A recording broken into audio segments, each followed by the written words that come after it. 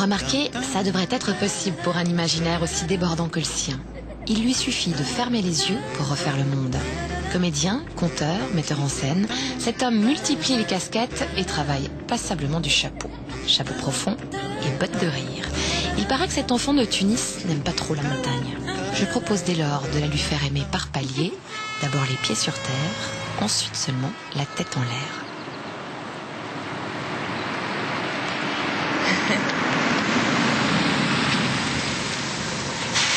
Salut Christian. Il est bien là? Il se planque? Il se cache? Bienvenue. Bonjour. Merci. On va laisser partir ce car. Oui, bonjour. Bonjour. Alors, attendez, on va laisser partir parce que Oui. j'ai une question fondamentale à vous poser. Salut Christian, à bientôt. Est-ce que vous sentez quelque chose? Oui, je sais pas ce que c'est, mais... Ça c'est le car, c'est Oui. normal. Hein. Parce qu'on m'a dit que vous sentiez très vite les gens, alors est-ce que vous sentez quelque chose? Ah, je sens beaucoup d'énergie. C'est vrai? Oui. Est-ce que vous avez l'impression que je suis un homme? Non. Alors ça marche pas. Pourquoi? Vous êtes un homme? Parce que j'ai un principe de confusion sexuelle sur moi qui marche très très bien sur les papillons, mais qui marche visiblement pas sur moi. Un problème de quoi? Alors, C'est quoi? C'est quoi? c'est de la confusion sexuelle, La ça. confusion sexuelle. Ouais, et ça marche sur les papillons. Ah, ça veut dire que vous avec ça... Moi aussi, alors. Avec ça, vous faites croire que vous êtes un homme. Venez, je vous emmène. Je vais essayer de voir si ça marche avec vous sur les papillons. Mais vous allez avoir du mal à me faire croire que vous êtes un homme. C'est vrai? Même avec votre appareil. Qu'est-ce qu'il vous faut pour ne pas avoir de confusion sexuelle? Parce que vous avez beaucoup travaillé sur les amitiés, les amis et tout ça. Oui. J'ai appris que vous étiez propriétaire d'un cep à Vuflon-Château. Oui. C'est vrai? Oui, oui. Vous êtes responsable de votre cep comme le petit prince? J'essaye, oui. J'essaye, mais je suis pas le seul. Hein. On est beaucoup d'humoristes. C'est une idée Passe devant, hein. de Jean-Marc Despont et Jean-Marc Génier qui dirige, vous savez, le théâtre de Beau-Sobre à Morges. Ouais. C'est un endroit magique. C'est un endroit où il y a un public incroyable. On s'y sent comme à la maison. Ah, à ce point-là. Oui, oui, oui. Vraiment. Et le rapport à la vigne? Ah, bah, c'est parce qu'ils m'ont demandé. Autrement... Non, je bois pas très peu de vin. Ouais. Je suis pas, j'ai pas du tout la main verte, j'y connais rien dans tout ça. Je trouve ça fascinant. J'ai toujours trouvé fascinant les gens qui s'occupaient de la terre. Il y en a même qui la mangent, qui la goûtent pour dire qu'est-ce qu'il y a dans la terre et qu'est-ce qu'on peut planter. On est en ce moment dans une période de notre vie à tous où on essaye de réécouter. Ouais. Réécouter la planète sur laquelle on vit parce qu'on sent qu'elle souffre et on souffre aussi. C'est-à-dire, c'est très étrange. Je dis souvent, d'ailleurs, que pour inventer une histoire, il faut trouver une bonne terre. Ça ressemble beaucoup. Faire pousser une histoire, à faire pousser avec les saisons qui vignes. s'écoulent. Oui. Le temps les est très différentes important. étapes. Faut l'arroser, faut l'abandonner, Ouais. faut la laisser vivre, faut y revenir. Ouais. Par exemple, si je vous dis la famille, Uh-huh. eh ben, je sais que c'est un bon endroit pour cultiver une histoire, parce qu'il y a plein d'histoires dans cette terre-là. Si je vous dis... Depuis son arrivée, Michel Boujna semble comme suspendu, un éthéré chez les terriens. Son pas manque d'assurance. Vraiment été travaillé de façon très biologique, non? Il aurait peut-être fallu aplanir les cailloux et clouer des planches pour qu'il prenne confiance sur ce chemin de vigne. Je me dis que, peut-être, il doit craindre la foulure comme le raisin craint l'excès de pluie ou l'attaque de papillons.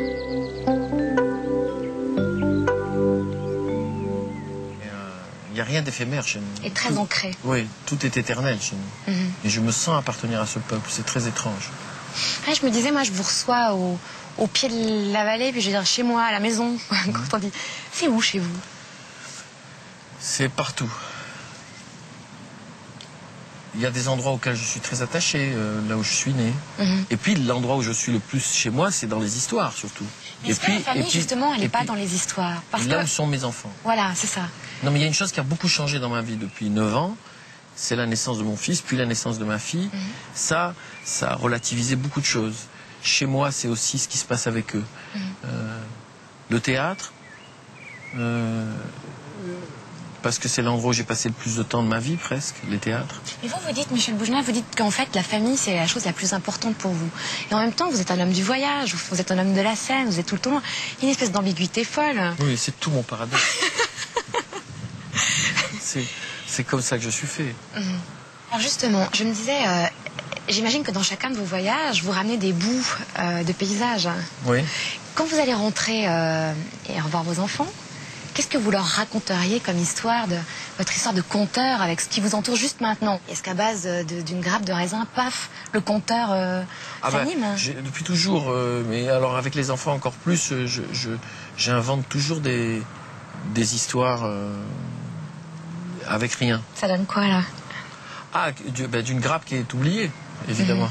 D'une grappe, on a dégrappé tout le monde.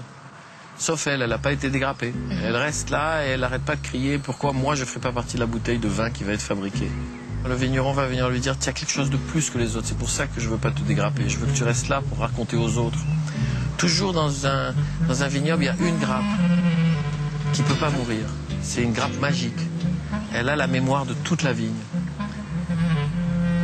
Et il faut savoir simplement l'écouter et pour ça il faut apprendre à écouter la vigne.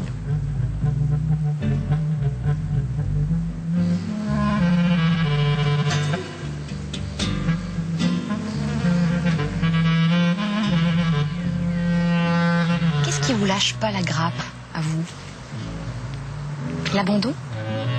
L'abandon, c'est une chose très importante pour moi. Je m'en suis rendu compte il n'y a pas longtemps, en fait. Je ne sais pas pourquoi je suis fasciné par ça. Vraisemblablement parce que c'est un sentiment très profond chez moi. Et là, docteur, il faudra qu'on ait plus de séances que ça et que je vous paye pendant des années pour qu'on le comprenne. J'ai prévu le petit muret où vous pouvez vous étendre. Oui, mais il n'est pas très confortable. Non, mais pour une deuxième séance, je prévois... la psychanalyse, c'est bien. C'est pour ça que je préfère pas m'allonger. De toute façon, j'ai mon petit... Oui, machin. Oui, hein. Oui, vous me voyez comme une femme, c'est ça? Je vous vois comme une femme. Oui, peut-être que vous aimez les femmes et personne ne le sait. Je vais méditer sur la question. Oui. Est-ce que, justement, vous avez quelque chose d'assez féminin en vous? Je pense. Je suis très cérébral. Ah bon? Oui. Je vous jure que si. Je suis très cérébral. J'ai besoin de me raconter des histoires, moi. Pour vivre, pour aimer, pour désirer. Ça veut dire que les hommes ne le sont pas? Je pense que, globalement, ce que j'ai pu observer même de moi aussi, hein, parce que je ne suis pas que féminin, c'est que les hommes, oui, ils sont capables d'être des animaux, vraiment. Vous aimez les gens de la Terre? Beaucoup. Peut-être parce que j'en suis pas. Peut-être parce qu'ils ont le mystère, ils ont la connaissance, c'est des érudits de la terre. Ils savent faire pousser, ils savent construire, ils savent bâtir. Ils sont ancrés dans quelque chose. Moi, je ne suis pas ancré dans quelque chose. Ma terre à moi, elle est dans le ciel, elle est au-dessus. C'est votre côté papillon, quand même, un peu. Ouais. On y arrive, hein? Oui. Ça va finir par fonctionner, ce truc-là. Ma terre à moi, elle est imaginaire. C'est pour ça que j'aime les gens qui sont plantés. Vous dites que vous sentez très vite les gens, hein, vous sentez, et puis des fois vous devez même vous freiner parce que vous sentez trop de choses. Oui. Moi, fois, je vous dis mal. comme ça, à vue de pif, j'ai l'impression que le type que je vais vous présenter, comme ça, va vous plaire. Eh ben. Mais je vous laisse. Ça? Oui. Si vous voyez une femme, c'est que ça marche. Hein. D'accord, c'est que c'est lui. Oui. Si je vois une femme, c'est que c'est lui. C'est que c'est cet homme. D'accord, j'ai compris. J'espère que vous avez compris vous aussi, parce que c'est très compliqué. C'est compliqué, hein. Oui. C'est conceptuel. Parce qu'avec ça, on voit les hommes en femmes. Vous voyez? Et les femmes en hommes. Par exemple, elle, c'est Robert, mais personne ne le sait. Eh ben voilà, il était temps que ça se sache. Voilà. Et il est bien déguisé. Hein.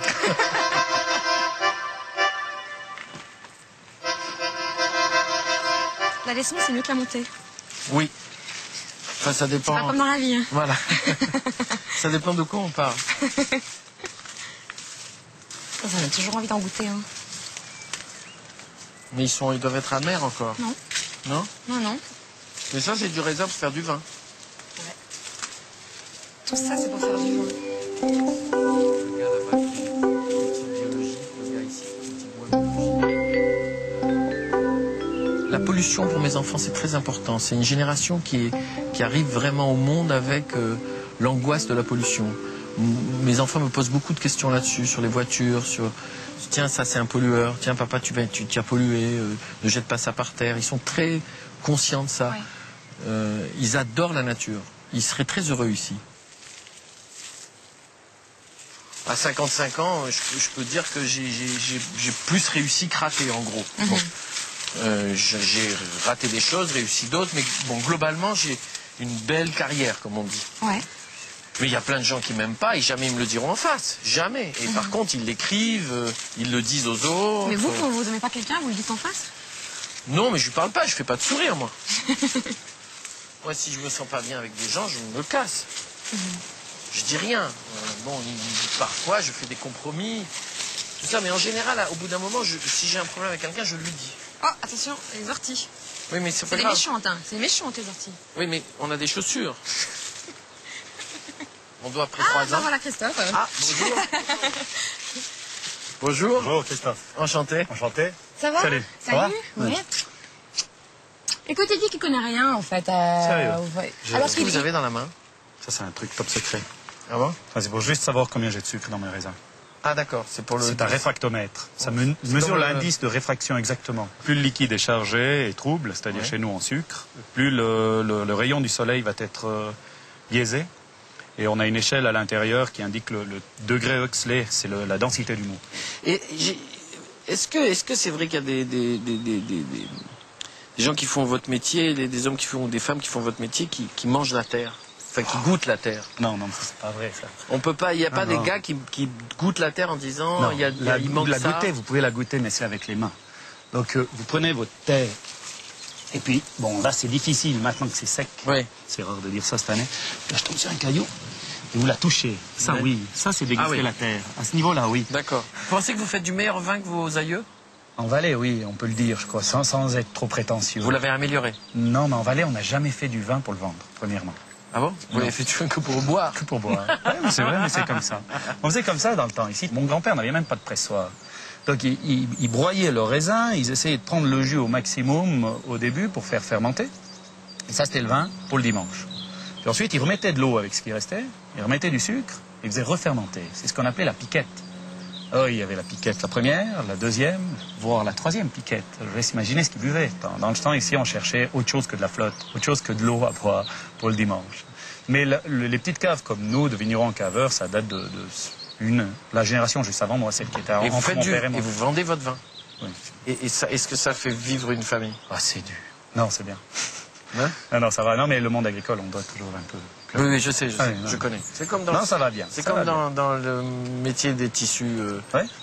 Moi, je travaille pas dans les pantalons, mais il y a d'autres métiers comme ça. Chez nous, il y a beaucoup de gens qui disent comment ça va. Oui. Ça va. On aurait pu être agriculteur. Ouais. Il n'y a pas de problème. Pour ça, il n'y a pas de problème. J'ai eu la chance d'avoir un père qui a senti venir le vent et qui a commencé à planter des spécialités très tôt. Et qui a vinifié aussi très rapidement. Donc on est arrivé un petit peu avant les autres. Pourquoi vous avez des frères et sœurs? Oui. Et j'étais plus fort. Vous étiez plus grand? Oui. Ouais, les autres, vous les avez écrasés, les autres? Ils travaillent pas. Pourquoi vous êtes comédien et pas les autres?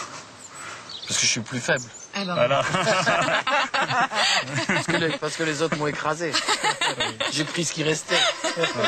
Mais non, le premier a aussi fait de la formation au niveau agricole. Et à propos d'écraser, juste... Oui. Est-ce qu'on pourrait goûter du raisin écrasé en discutant de famille C'est sur moi. C'est possible? Du jus de raisin, non, j'en ai pas aujourd'hui. Non, mais alors du vrai, alors. Après, par contre, du jus de raisin, mais qui a fermenté, ça, oui. C'est possible? Oui. Oui, là, il y a une belle structure, il y a du pinot blanc, qui a une belle vivacité, qui a ce côté un peu amande. Et puis après, il y a du muscat qui lui donne son côté très fruité, très croquant, comme ça. Et là, c'est un cépage où on le vendange en plusieurs fois pour vraiment avoir le maximum de sa qualité. C'est des petits grains qui sont très sensibles à la pourriture noble, disons. En automne, ça caille, ça devient tout brun. On fait un deal. Moi, je goûte ton vin. Oui. Et vous, tous les deux, vous regardez un petit extrait que je vous ai préparé. Ah, Chocodeno. Hein? Ça veut dire quoi, ça, en patois? Scourdeno. À Chocodeno. Vous êtes prêts? Il y a certainement plus d'hommes que de femmes qui vont au bistrot. Pourquoi ça? Ben, certainement parce que je pense que c'est plus une habitude chez les hommes. Après le boulot, ils vont boire une bière. Peut-être qu'une femme, elle ira boire son café le matin avec des amis, mais elle va pas forcément aller raconter à la sommelière sa vie. Et puis peut-être qu'un homme, il le fera plus facilement quand il a bu 2-3 ballons, quoi. Pourquoi? Parce que c'est plus facile de se confier. Et surtout à quelqu'un que le lendemain, on peut dire « Ouais, mais j'avais bu des verres. C'est pas tout vrai ce que je te dis. » Pourquoi? Parce que les hommes ont de la peine à parler, alors. Ils ont de la peine à se confier. Moi, je pense qu'un homme, c'est...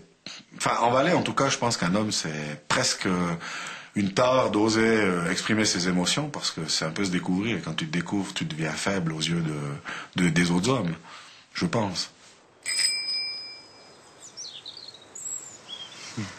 Et docteur, qu'est-ce que vous voulez qu'on en fasse de votre histoire? Ça y est, moi je me découvre pas. C'est vrai?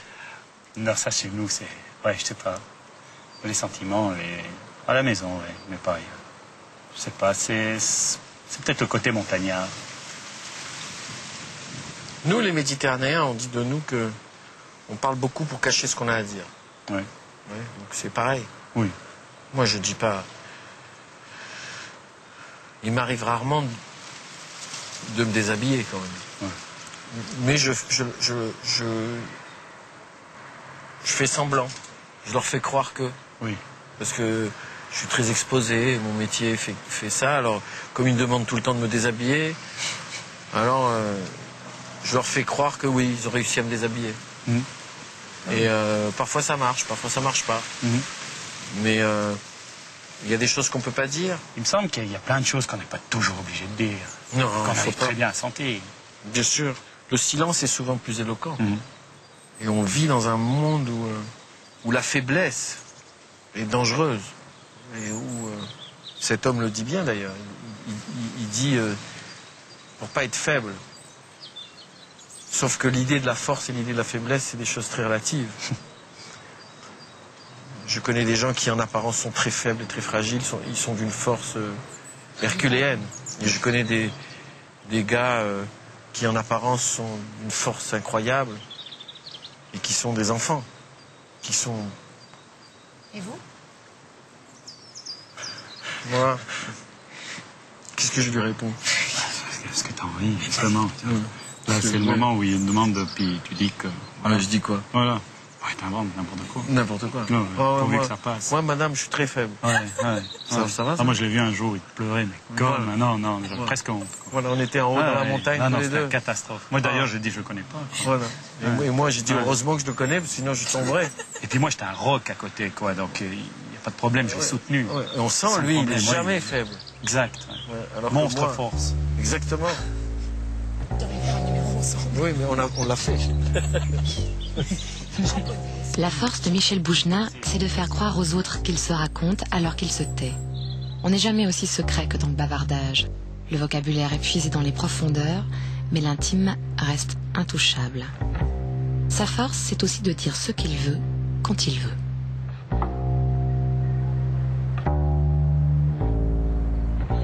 Après la dégustation, il a voulu voir la montagne avant qu'elle ne s'éteigne. Alors on a retenu le soleil tant qu'on a pu, et on l'a fait grimper sur l'Alpe.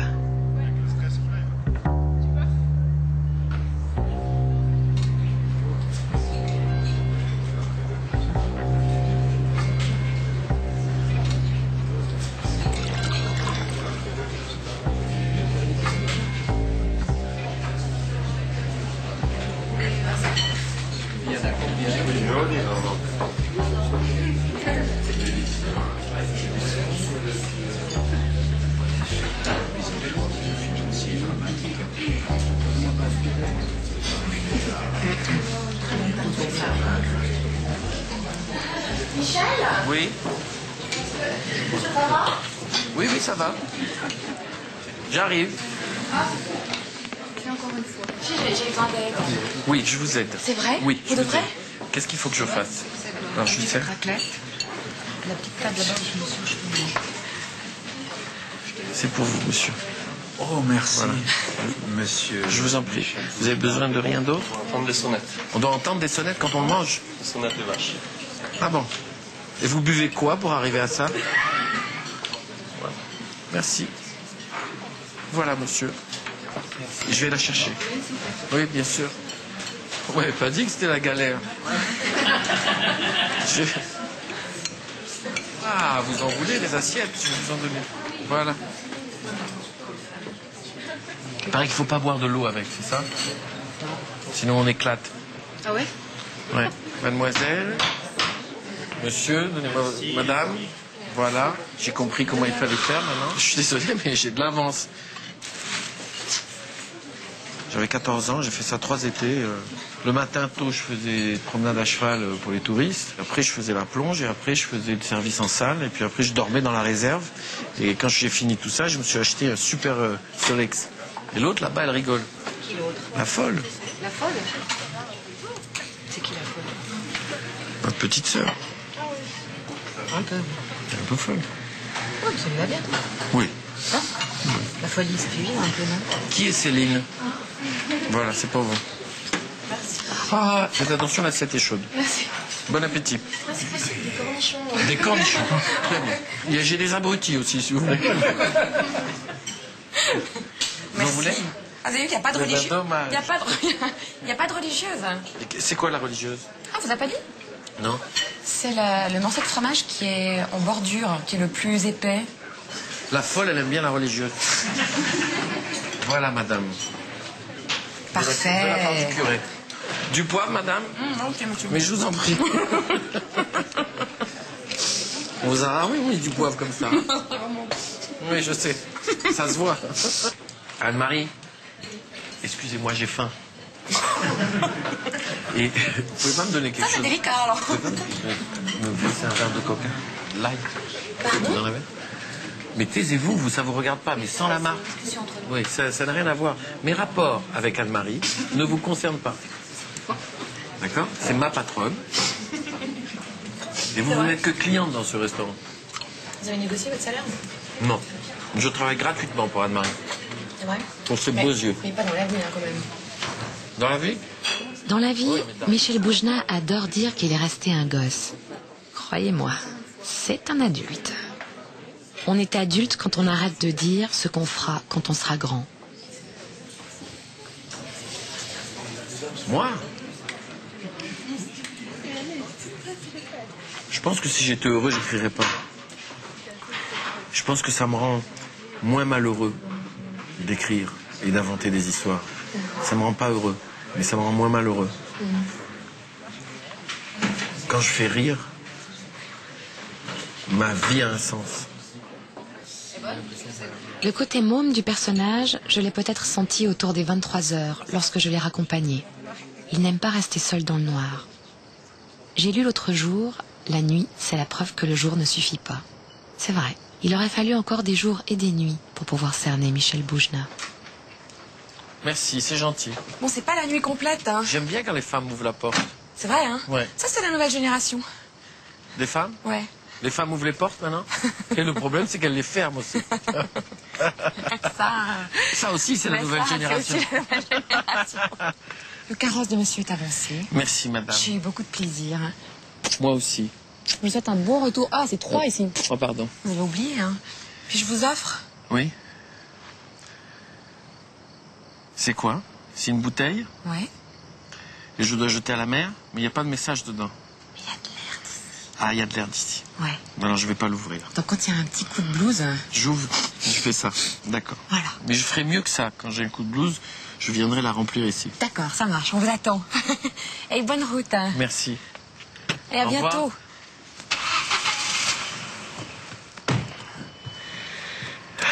Allons-y.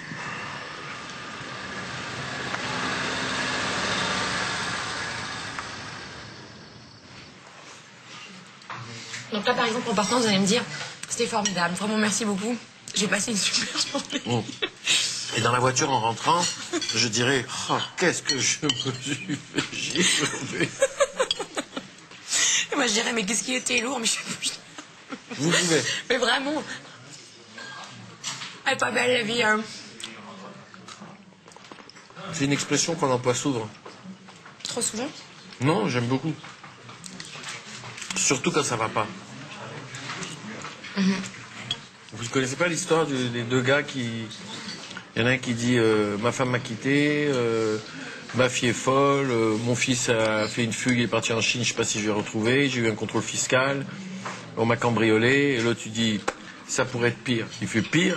Quoi? Il fait ça aurait pu m'arriver à moi.